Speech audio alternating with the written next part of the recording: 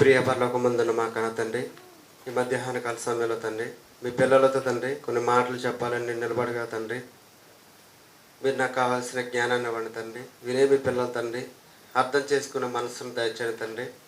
తండ్రి వారు అపార్థం చేసుకోకుండా తండ్రి, ఇగో తండ్రి మంచి మనసుతో అర్థం చేసుకోవడానికి మీకు కృప సహాయం దయచేయండి తండ్రి. మేమందరం కూడా తండ్రి మీ చిత్తానుసారంగా మేము బ్రతకడానికి మీకు కృప సహాయం దయచేయమని తండ్రి. త్వరలో క్రీస్తు ప్రభువుల పేరట అడిగి వేడుకుంటున్నాను మా కన్న తండ్రి, ఆమేన్.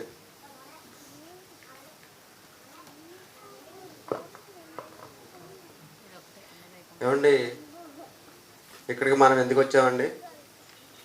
ఈరోజు గుడ్ ఫ్రైడే కాబట్టి పండగ చేసుకోవడానికి వచ్చామండి. పండగ చేసుకోవడానికి వచ్చామండి. అయితే ఆ పేరు మీద మనం దేవుని వాక్యం నేర్చుకోవడానికి వచ్చామండి. ఈరోజు లోకమంతా ఎలా ఉందంటేనండి, కొత్త బట్టలు కొనుక్కొని పిండి వంటలు చేసుకొని ఆహారంతో రకరకాల ఆహార పదార్థాలు వండుకొని ఎంజాయ్ చేస్తున్నారండి. కానీ ఒక కుటుంబంలో ఒక వ్యక్తి చనిపోతున్నాడంటే అలా చేస్తారండి? ఒక కుటుంబంలో ఒక వ్యక్తి చనిపోతున్నాడంటే కొత్త బట్టలు కొనుక్కొని నచ్చిన వంటకాలు వండుకుంటారండి. కానీ నేడున్న క్రైస్తవులు ఏం చేస్తారంటే పండగ వచ్చిందని కానీ కొత్త బట్టలు తీసుకుంటారండి. అది చావైనా పుట్టుకైనా సరే అండి. ఏంటంటే పండగ అంటారండి. కాబట్టి మళ్ళీ ఇంకో విషయం అండి, ఒకవేళ అదే పండగ చేయాలంటే ఏం చేయాలండి? దేవుడు మన గ్రంథంలో రాపించి ఉంచాలండి. అనేకమైన సంగతులు దేవుడు మన కోసం రాపించే దేవుడు పలానా తేదీన నన్ను సిలివేశారని రాపించలేడండి? రాపించగలడు. ఎందుకు మరి రాపించలేదంటే అది మనకు అవసరం లేదండి. ఇంకో విషయం ఏంటంటే, ఒకవేళ పండగ చేయాలంటే అది ఎప్పుడు చేయాలండి? చలికాలంలో చేయాలండి. చలికాలంలో చేయాలని నువ్వెలా చెప్తావని మీరు అనొచ్చండి. పేతురు గారు ఒక చిన్నదాని దగ్గరికి వెళ్ళినప్పుడు చలి కాల్చుకుంటుంటే నువ్వు కూడా ఒక గలిలయలో ఒకడవు కదా అని అడుగుతారండి పేతురు గారిని.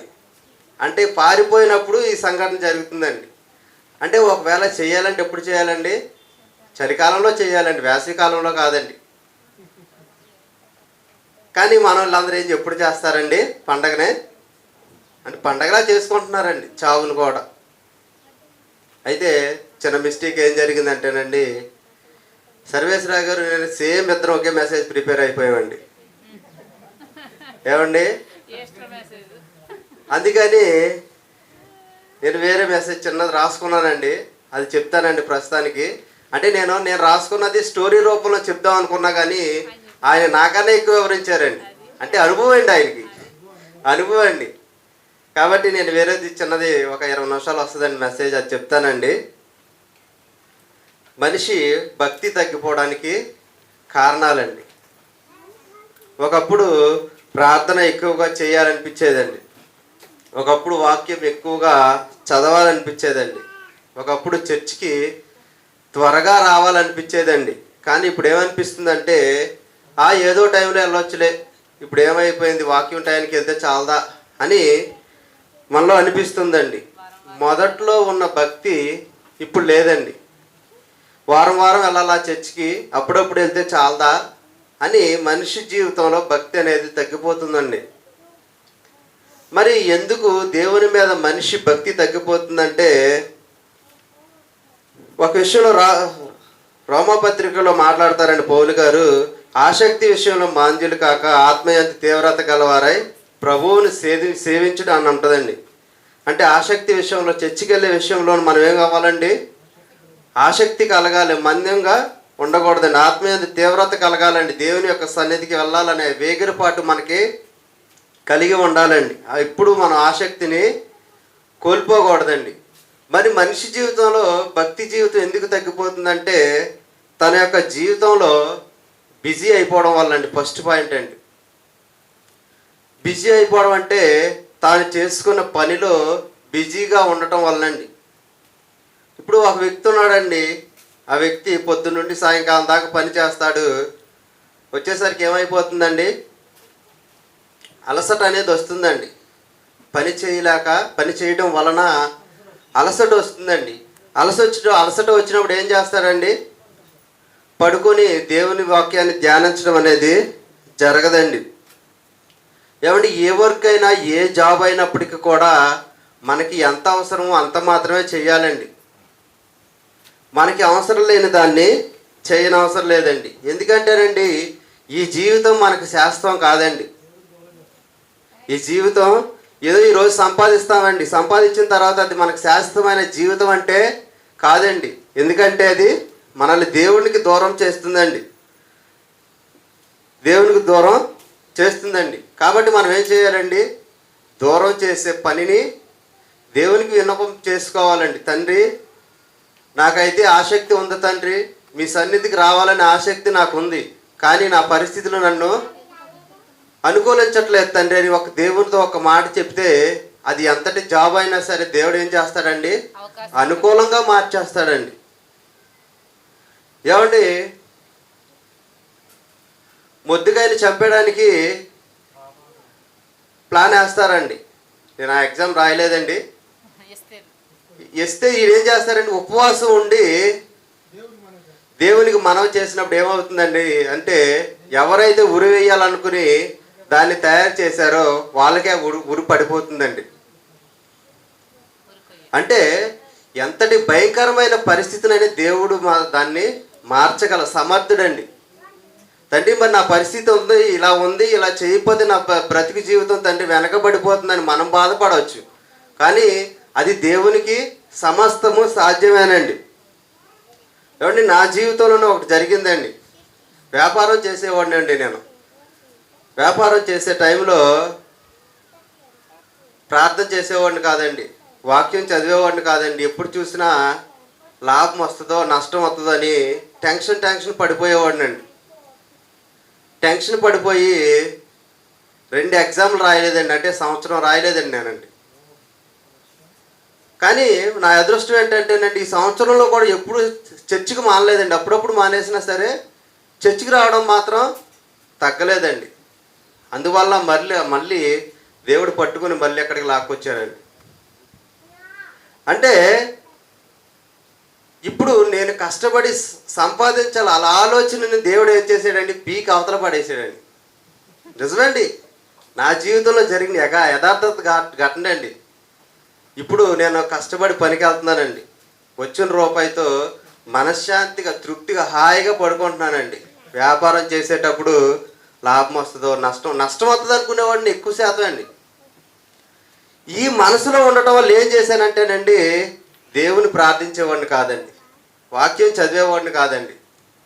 కాబట్టి ఏంటంటే మన జీవితానికి ఎంత అవసరమో అంత మాత్రమే తీసుకోవాలండి, ఆ పని మాత్రమే చెయ్యాలండి. మనకు కష్టమైన మన భారమైన పనిని దేవునికి అప్పచెప్పేస్తామండి. అప్పచెప్పినప్పుడు ఆ దేవుడు ఏం చేస్తాడండి? దానినే పరిస్థితిని అనుకూలంగా చేస్తారండి. ఏమండి, ధనం సంపాదించాలని ఆశపడ్డాడండి ధనవంతుడండి. ఎక్కడికి వెళ్ళిపోయాడండి? నరకానికి వెళ్ళిపోయాడండి. తనకున్న దాంట్లో తృప్తి పొందాడండి. లాజర్ గారండి ఎక్కడికి వెళ్ళాడండి? నెమ్మది పొందు స్థలానికి వెళ్ళిపోయాడండి. కాబట్టి మన జీవితానికి ఎంత అవసరమో అంత మాత్రమే కష్టపడదామండి. దానిని బట్టి మనం ముందుకు వెళ్ళిపోదామండి. మరి భక్తి జీవితం తగ్గిపోవడానికి బిజీ లైఫ్ కారణం అంటారా? కాదండి, ఇది ఒక కారణమేనండి. ఇకపోతే మనసులో గర్వం రావటం అండి రెండోదండి. నాశనానికి ముందు గర్వం వస్తుందండి, పడిపోవడానికి ముందు అహంకారమైన మనస్సు వస్తుందండి. నాకేంట్లే, నేను ఏదైనా చేయగలను, ఎవడేదైతే నాకేంటాను అంటే ఎవడో వీడు వాడవడో ఇలాంటి పదాలు మన బ్రతుకులో వస్తున్నాయి అంటే ఏం జరిగినట్టండి? గర్వం వచ్చేసినట్టేనండి. ఆడవడండి నన్ను అనడానికి అన్నారంటే ముందు మనం పడిపోతాం ఇక్కడ. కాబట్టి గర్వం అనే పదాలు మనలోనికి రాకూడదండి. లూసిఫర్ దూతండి, పరలోకంలో ఉండేవాడండి. లూసిఫర్ అనే దూత పరలోకం నుండి దేవుడిని ఎప్పుడు పరిశుద్ధుడు పరిశుద్ధుడు పరిశుద్ధుడు అని గాన ప్రతిగానాలు చేసేదంటండి. మరి లూసిఫర్ భక్తుడా? కాదండి.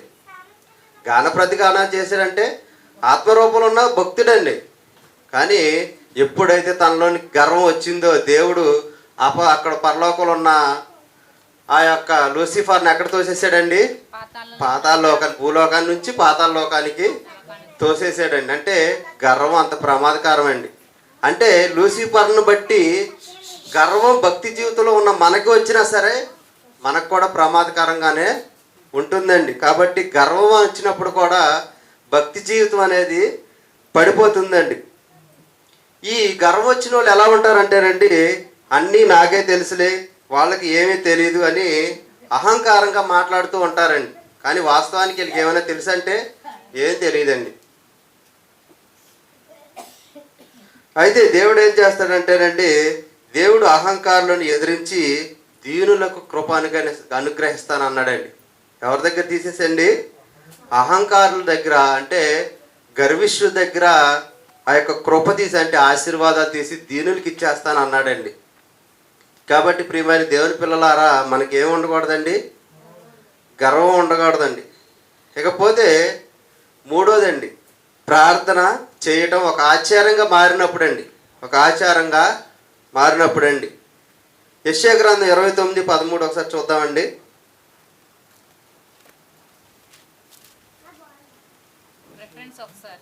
యెషయా గ్రంథము 29:13 అండి.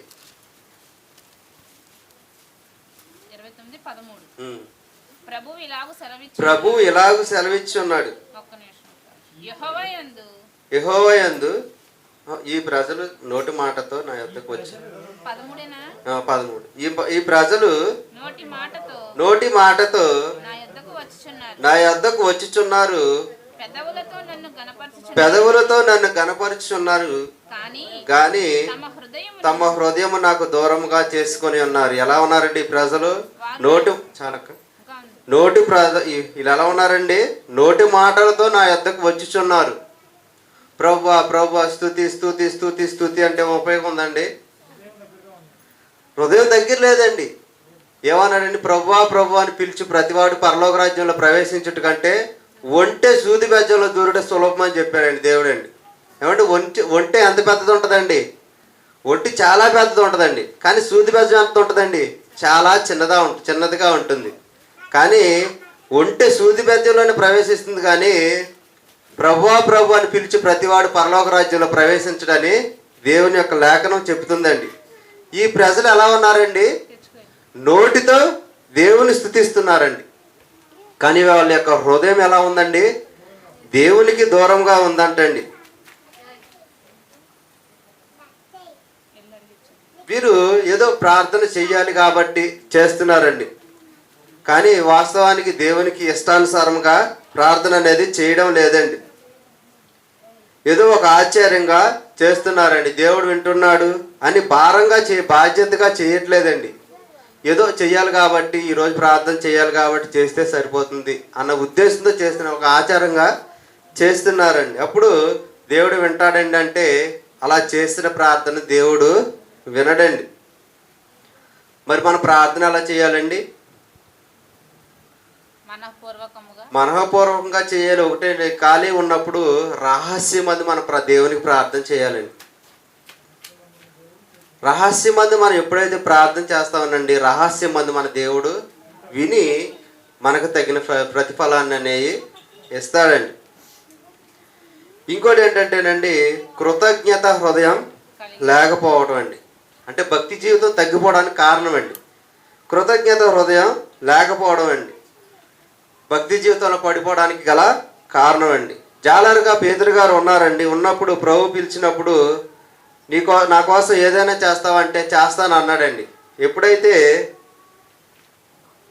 ముమ్మారు బొంకుతారు కదండి పేతురు గారు, యేసు ప్రభుల వారిని ఎప్పుడైతే బంధించేస్తారో, బంధించిన తర్వాత శిష్యులందరూ పారిపోతారండి. శిష్యులందరూ పారిపోయిన తర్వాత ఒక చలిమంట కాచుకోవడానికి పేతురు గారు వెళ్ళినప్పుడు, పేతురుగా అక్కడ ఒక చిన్నది ఏమంటుందండి, నీవు కూడా గలిలీలో ఉన్నవాడువే కదంటే ఏమంటారని పేతురు గారు, ఆయన ఎవరో నాకు తెలియదని అలా 3 సార్లు బొంకుతారండి, అబద్ధం చెప్తారండి.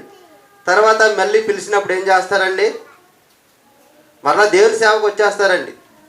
తర్వాత బొంకిన తర్వాత మళ్ళీ సిలువ అయిపోయిన తర్వాత, సిలువ వేసిన తర్వాత మరలా దేవుని యొక్క పనిలోకి ఎవరు వస్తారండి?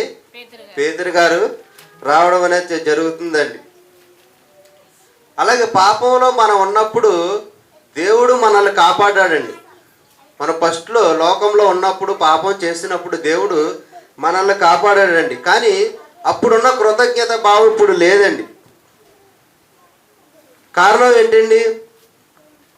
మన భక్తి జీవితం తగ్గిపోవటం వలనేనండి. కాబట్టి మనం ఏం చేయాలండి? భక్తి జీవితం తగ్గిపోవడానికి గల కారణాలు 4 చెప్పుకున్నామండి. ఏంటండి అయ్యండి? మొదటిగా జీవితంలో బిజీ అయిపోవడం వల్ల అండి, బిజీ లైఫ్ అండి. 2 మనసులోకి గర్వం వచ్చినప్పుడండి. 3 ప్రార్థన ఒక ఆచారంగా చేసినప్పుడండి. 4వది కృతజ్ఞత భావం లేనప్పుడండి. ఈ 4 ఎప్పుడైతే మన జీవితంలో ఉంటాయో అప్పుడు ఏమవుతుందండి? భక్తి జీవితం అనేది ఆటోమేటిక్గా తగ్గిపోతుందండి, పడిపోతుందండి. మరి భక్తి జీవితంలో ఎదగాలంటే ఏం చేయాలి? ఇప్పటివరకు పడిపోవడానికి కారణాలు తెలుసుకున్నామండి, ఎదగడానికి కారణం కూడా తెలుసుకుందామండి. ఇది కూడా 10 నిమిషాలు ఉంటుందండి. ఫస్ట్ ఆఫ్ ఆల్ ప్రార్థన అనేది చెయ్యాలండి. ప్రార్థన చేయకపోతే భక్తి జీవితం ఏమైపోతుందండి? తగ్గిపోతుందండి. ప్రార్థన భారంగా చేయకూడదండి, భక్తితో చేయాలండి. ప్రార్థన అనేదండి భారంతో చేయకూడదండి, భక్తితో చేయాలండి. ఏమండి, ఫ్రీ బస్ వచ్చిన తర్వాత ఏం చేస్తున్నారండి? గవర్నమెంట్ వారు ఫ్రీ బస్ పెట్టిన తర్వాత ఒక ఆవిడ బ్రష్ చేసుకుని బస్సు ఎక్కేస్తుందండి, బస్సులో బ్రష్ చేస్తుందండి. ఏంటంటే ఫ్రీ బస్ అండి. ఒక ఆవిడ అంటండి మధ్యాహ్నం ఏం కూర తెలుసుకోవడానికి బస్సు ఎక్కి అక్కడ దిగి ఏం కూర చూసి వచ్చిందంటండి. అంటే ఫ్రీ బస్సుని ఎలా వాడుకుంటున్నారండి? ఫ్రీగా వాడుకుంటున్నారండి. అలాగే అండి, మనకు నచ్చిన అవకాశం ఉంది కాబట్టి మనం వాడుకుంటున్నామండి. మరి మనకు నచ్చిన వారితో నచ్చినంతసేపు ఫోన్ మాట్లాడుకుంటామండి. మరి మన బ్రతుకునిచ్చిన దేవుడితో మరి మనం మాట్లాడొద్దండి? మన జీవితాన్ని ఇచ్చిన దేవుడితో మనం మాట్లాడొద్దండి? పరలోకం ఇస్తానన్న దేవునితో మరి మనం మాట్లాడాలా వద్దండి? కాబట్టి మనం ఫస్ట్ ఏం చేయాలండి? మన భక్తి జీవితం తగ్గిపోయిన తర్వాత మరలా పుంజుకొని దేవునిలోకి వచ్చి ఫస్ట్ మనం చేయాల్సింది ఏంటంటేనండి, ప్రార్థన చేయాలండి. తండ్రి, నా పరిస్థితి ఇది, ఇన్నాళ్ళు నాకు నచ్చినట్టుగా నేను బ్రతికాను తండ్రి. ఈ రోజు నుంచి నేను మీ సన్నిధికి రావాలని నేను కోరిక కలిగి ఉన్నాను తండ్రి. సమస్త పరిస్థితులు మీరే సఫలీకృతం చేయండి అని మనం ఎప్పుడైతే దేవుని వద్ద మొరపెట్టుకుంటామో మన మొర ఖచ్చితంగా వింటాడండి. ఎందుకంటే మనం మారడానికి దేవుడిని అడుగుతున్నామండి, పాపం చేయడానికి దేవుడిని అడగట్లేదండి. పాపం చేయడానికి దేవుడిని అడిగితే దేవుడు వినడండి. మన యొక్క బ్రతుకును మార్చుకోవడానికి దేవుణ్ణి అడిగినప్పుడు ఖచ్చితంగా ఏం చేస్తాడండి? దాన్ని వింటాడండి. ఇంకో సందర్భం జరిగిందండి, ఇది కూడా నా జీవితంలో జరిగిందేనండి. నేను వ్యాపారం చేస్తున్నానండి. వ్యాపారం చేసినప్పుడు ఎవరమ్మినా నేను కాయలు కొనుక్కుంటున్నానండి. ఎవరమ్మినా డబ్బులు కాయలు కొనుక్కుంటున్నానండి. అక్కడక్కడ తోటలో ఉన్న వాళ్ళు కూడా నాకు అమ్మడం జరుగుతుందండి. వాళ్ళకి నేను డబ్బులు ఇచ్చేస్తున్నానండి. కాయలు కొనుక్కున్నప్పుడు వాళ్ళు నాకు అమ్ముతున్నారు, నేను డబ్బులు ఇచ్చేస్తున్నానండి. కానీ నా మనసు ఎక్కడో ఒక పాయింట్ బాధపడుతుందండి. నువ్వు తప్పు చేస్తున్నావు, యజమానికి తప్పు చేస్తున్నావు, దేవుడికి విరోధంగా నడుచుకుంటున్నావు అని నా మనసు నాలో బాధపడిపోతుందండి. బాధపడిపోయినప్పుడు నేను దేవుడికి ఒకటే మాట చెప్పానండి, తండ్రి, నేను యథార్థంగా బ్రతకాలనుకుంటున్నాను తండ్రి, మీ ఇష్టం తండ్రి, మీ చిత్తం తండ్రి, ఇందులో నా ఇష్టం నెరవేర్చుకోండి తండ్రి, మీ చిత్తానుసారంగా నన్ను నడిపించండి తండ్రి అని ఆ పరిస్థితిని దేవుడికి అప్పచెప్పేశానండి. ఎక్కడైతే నేను బాధపడుతున్నానో అది తీసేసాడండి దేవుడు, అది నాకు లేకుండా చేశాడండి. ఎందుకంటే మన కోరిక, మన తండ్రితో కోరుకునే కోరిక ఎలా ఉండాలండి? నిజాయితీగా యథార్థతగా ఉంటే అది దేవునికి ఇష్టపూర్వకమైందంటే అయితేనండి ఖచ్చితంగా ఏం చేస్తాడండి? దేవుడు తీరుస్తాడండి. కాబట్టి మనం ఏం చేయాలండి? పరలోకం ఇస్తాను అంటున్నాడండి. మన తండ్రితో మనం ప్రార్థన అనేది చేసుకోవాలండి. ఇకపోతే రోజు బైబిల్ చదవాలండి. శరీరానికి ఆహారం లేకపోతే ఏమవుతుందండి? నీరసం అయిపోతామండి. సాయంకాలానికి నీరసం అయిపోతామండి. ఒక రోజు కాదండి, ఒక పూట అండి. ఒక పూట ఆహారం లేకపోతే ఏమైపోతామండి? నీరసం అయిపోతామండి. మరి ఆత్మకు ఆహారం వద్దండి, శరీరానికి ఆహారం కావాలనుకుని చెప్పిన మీరే మరి ఆత్మకు ఆహారం వద్దండి. ఆత్మకి ఆహారం లేకపోతే ఆత్మ ఎంత నలిగిపోతుందో మీకు తెలుసండి.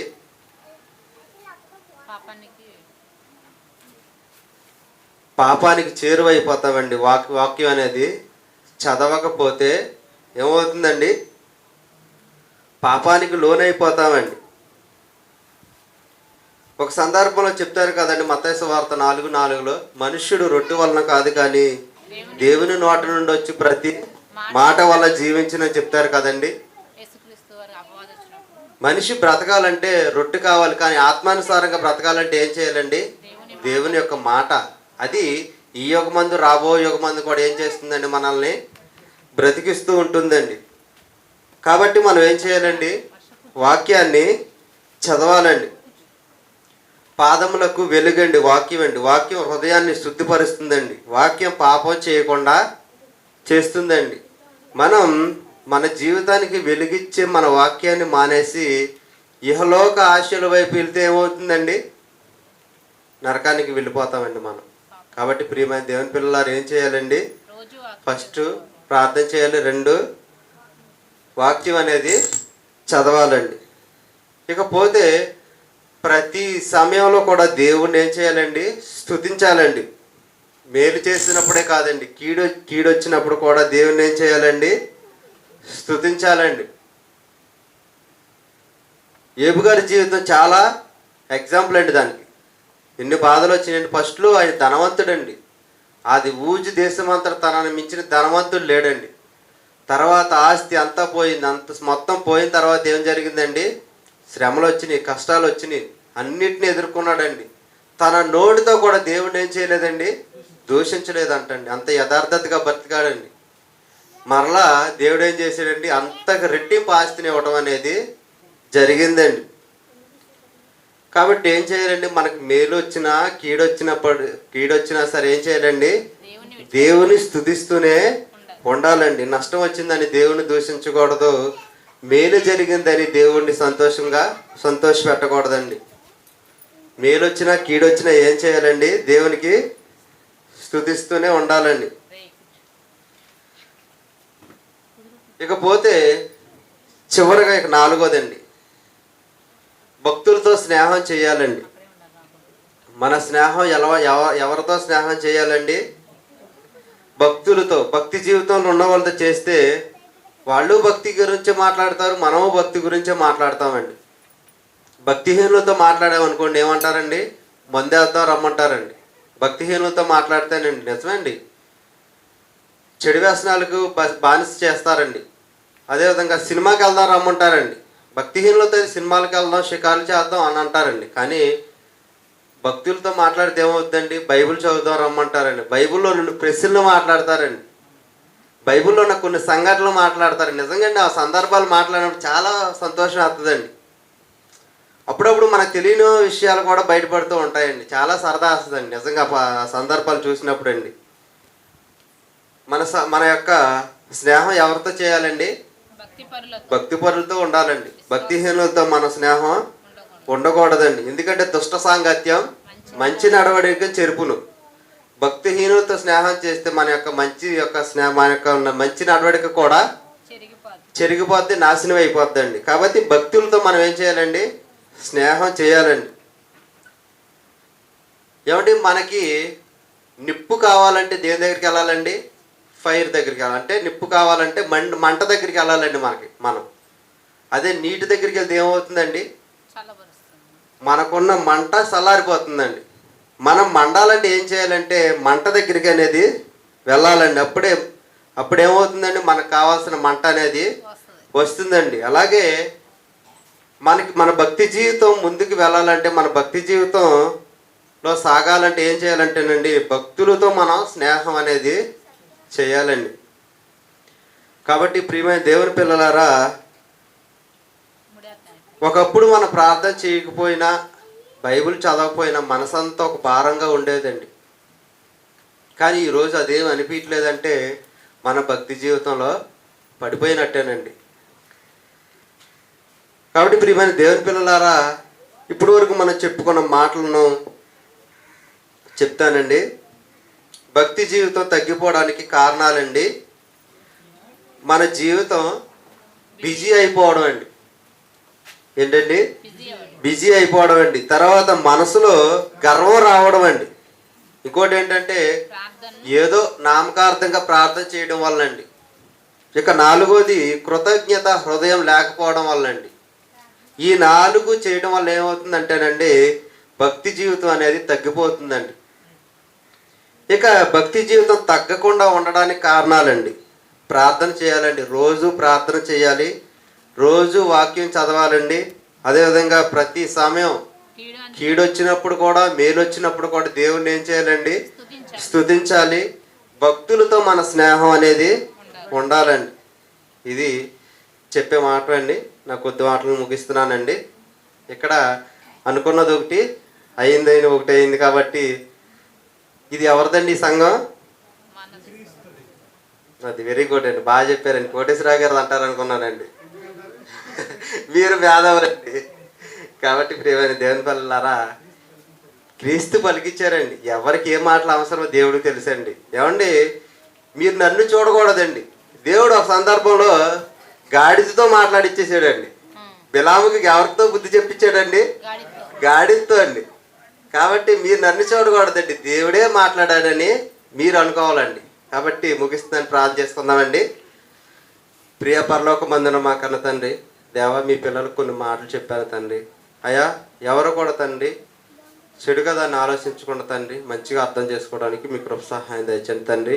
మా భక్తి జీవితం పడిపోవడానికి తండ్రి మీరు మా కారణాలు తెలియజేశారు తండ్రి. అదేవిధంగా మా భక్తి జీవితాన్ని ఎలా పెంచుకోవాలో కూడా మీరే తెలియజేశారు తండ్రి. ఆ విధంగా మేము తండ్రి బ్రతకడానికి మీ కృప సహాయం దయచేయమని తండ్రి. త్వరలో నన్ను క్రీస్తు ప్రభువుల వారి పేరిట అడిగి వేడుకుంటున్నాం మా కన్న తండ్రి. ఆమేన్.